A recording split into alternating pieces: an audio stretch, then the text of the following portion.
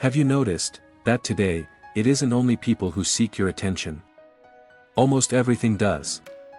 Your phone, your television, social media, news apps, advertisements. Even products in a supermarket compete to be noticed. And sometimes, the people in our lives expect a level of constant availability that previous generations never imagined. None of these things are necessarily bad. But together, they compete for the same limited resource, your time. So perhaps the question isn't, why are we so distracted? But rather, what happens to our minds when everything is trying this hard to capture our attention? Because when attention becomes valuable, time becomes the thing being taken.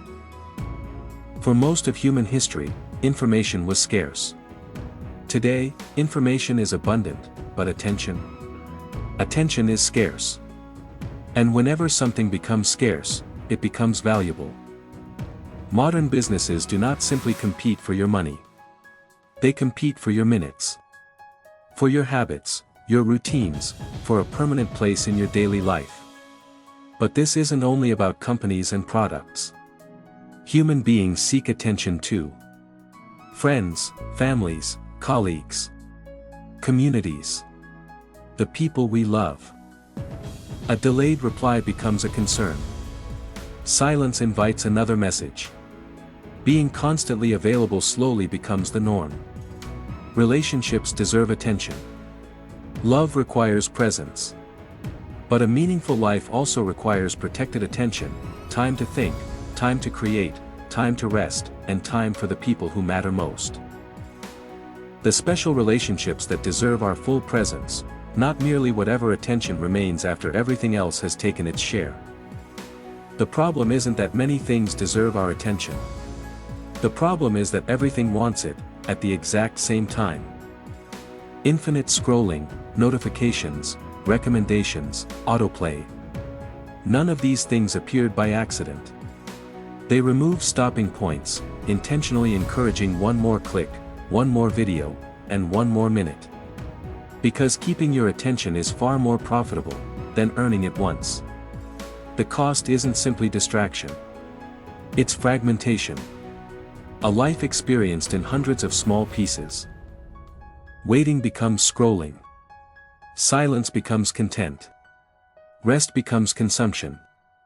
And deep attention becomes unfamiliar. Yet this isn't a story about blaming technology. The ability to connect, learn, and communicate instantly is remarkable. Tools are not enemies. The deeper question is, what deserves our attention enough that we choose to protect it? Because attention shapes habits. Habits shape days. And days, eventually shape a life. Perhaps protecting our attention isn't selfish at all. It is one of the most important responsibilities we have, to ourselves, to our work, and to the people we love. Reflection is always better when it's a conversation. If anything I shared today sparked a thought, or an experience from your own life, please leave a comment below. I read through them, and I'd love for this to be a space where we can all learn from each other. And that brings us to one final question.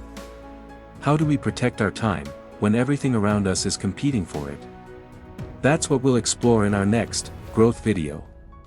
The art of protecting your time. Until then, take care.